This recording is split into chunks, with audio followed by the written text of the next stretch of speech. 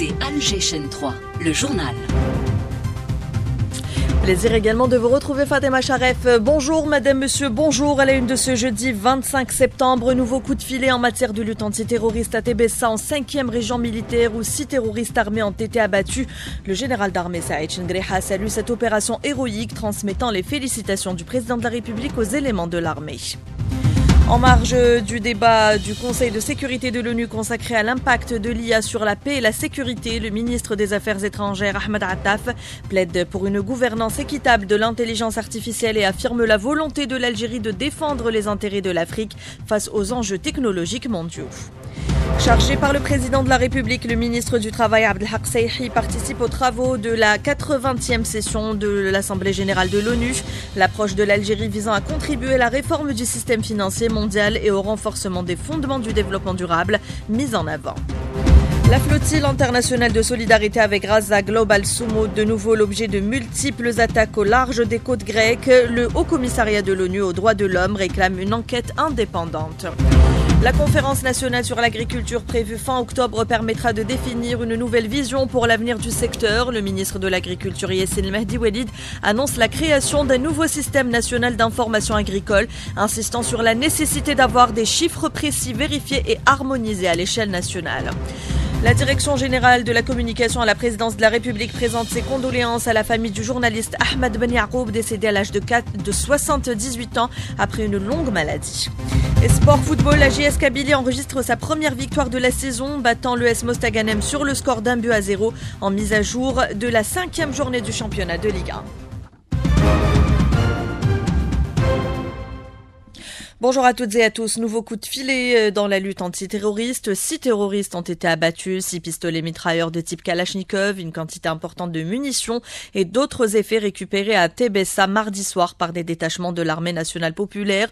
Le général d'armée Saïd Chengreha, ministre délégué auprès du ministre de la Défense nationale, chef d'état-major de l'armée nationale populaire, s'est rendu dans la zone de l'opération où il a inspecté en compagnie du général-major Nourdin Hambli, commandant de la 5e région militaire, les unités militaires ayant participé à cette opération de qualité. Le général d'armée s'est adressé sur place au personnel militaire, saluant cette opération héroïque avant de leur transmettre les salutations et les félicitations du président de la République. Le général d'armée Saïd Chengreha a réitéré encore une fois la détermination et la résolution des unités engagées à assainir notre pays des résidus des groupuscules terroristes, à éradiquer ce fléau de notre territoire national. On écoute le général d'armée Saïd Chengreha.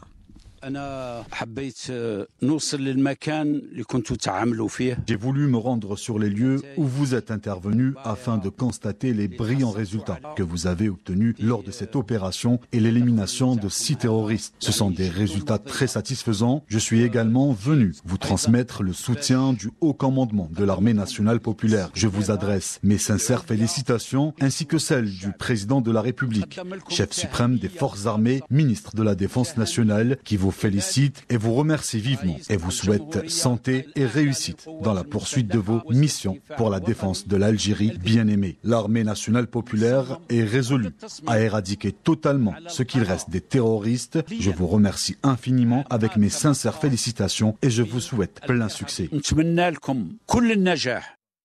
Et des tentatives d'introduction de plus de 7 quintaux de kifs traités provenant des frontières avec le Maroc ont été mises en échec lors d'opérations exécutées par les détachements combinés de l'armée nationale populaire en coordination avec les différents services de sécurité, et ce selon un bilan opérationnel de l'armée nationale populaire. En marge de l'Assemblée générale des Nations unies s'est tenu le sommet du Conseil de paix et de sécurité de l'Union africaine.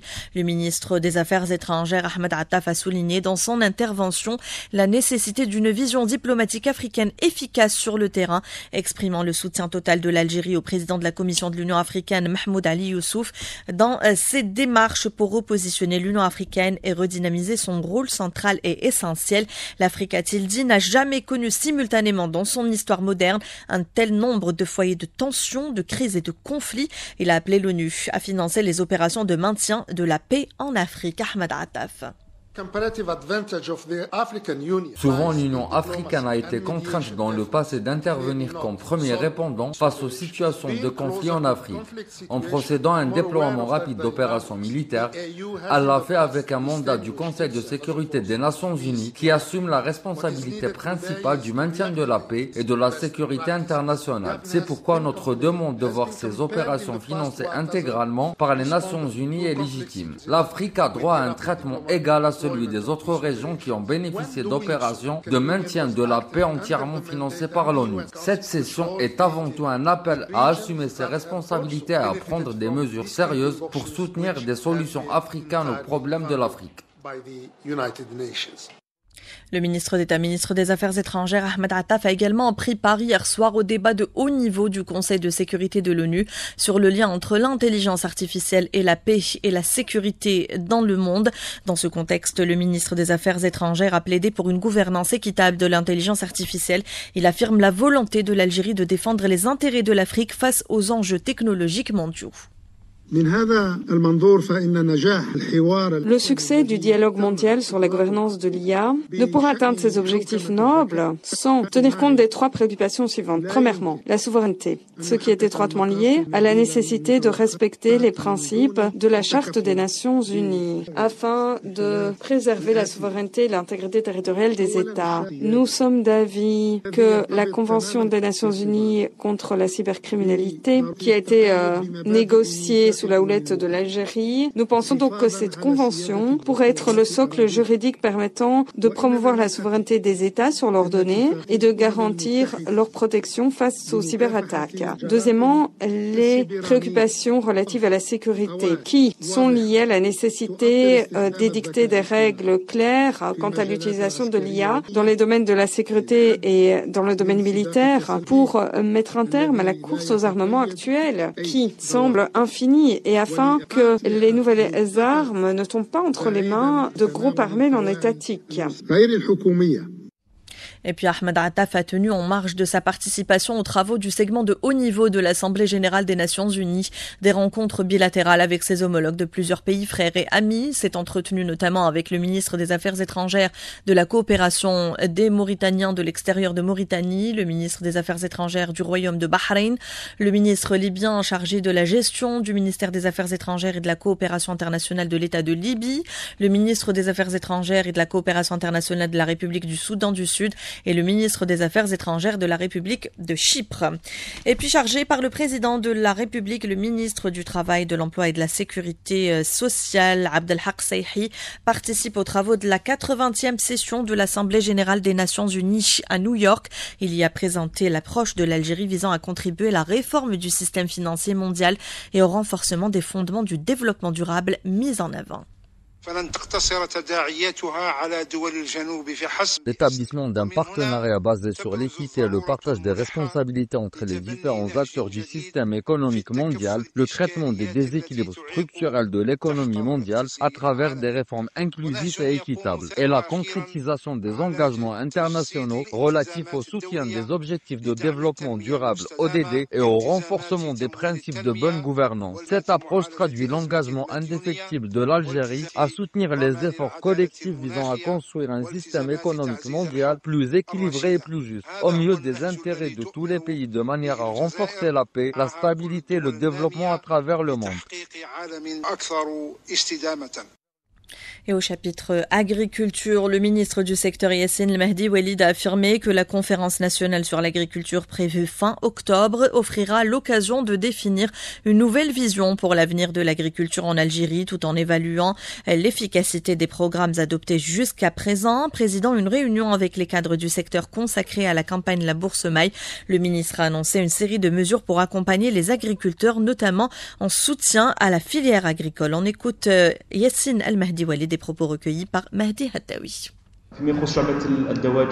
Concernant la filière avicole, il vous est également demandé de mettre à disposition tous les moyens nécessaires pour préserver cette activité, en accompagnant les éleveurs et en leur assurant l'accès aux intrants, notamment aux vaccins, surtout durant la saison hivernale, marquée par la propagation de maladies meurtrières. Il est essentiel aussi de protéger ceux qui travaillent dans ce domaine. L'application de l'instruction numéro 3 permet désormais aux aviculteurs, y compris ceux qui exercent de manière informelle, sans disposer de la carte de Fellah, de bénéficier du soutien du secteur. C'est un effort important consenti par l'État au profit de cette filière et je vous invite à diffuser largement cette mesure et à sensibiliser les éleveurs quant à ses avantages pour l'ensemble des acteurs de la profession.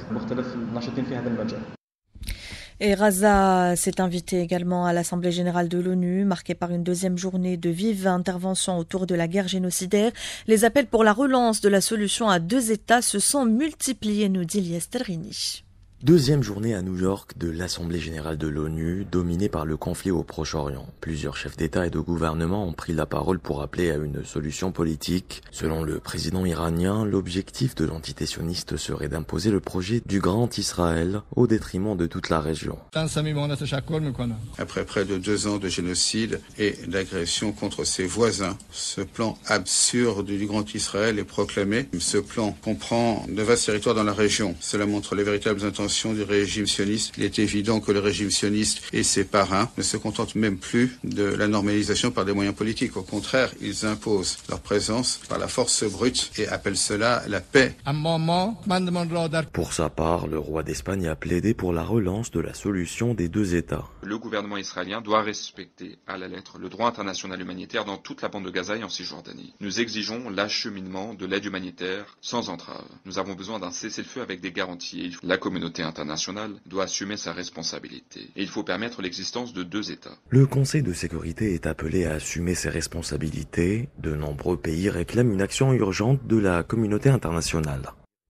Et la flottille Global Soumoud, qui réunit des équipages de 44 nationalités pour briser le blocus à Raza, a été victime d'une nouvelle attaque d'ampleur dans la nuit du mardi au mercredi au large de Crète, en Grèce. Le Haut Commissariat de l'ONU aux droits de l'homme a demandé que cessent les attaques sur la flottille en route pour la bande de Raza, réclamant une enquête indépendante, impartiale et approfondie. Au Maroc, cette fois-ci, la mobilisation anti-normalisation est devenue une réalité sociale. Le mouvement est de plus en plus fort parce qu'il traverse les différents groupes sociaux et a développé un véritable ancrage national. Plusieurs villes marocaines deviennent des pôles de cette mobilisation, une mobilisation quasi hebdomadaire, souvent mal relayée non seulement dans les médias officiels marocains, mais aussi dans les médias occidentaux, notamment français. Linda Bouadama pour les détails.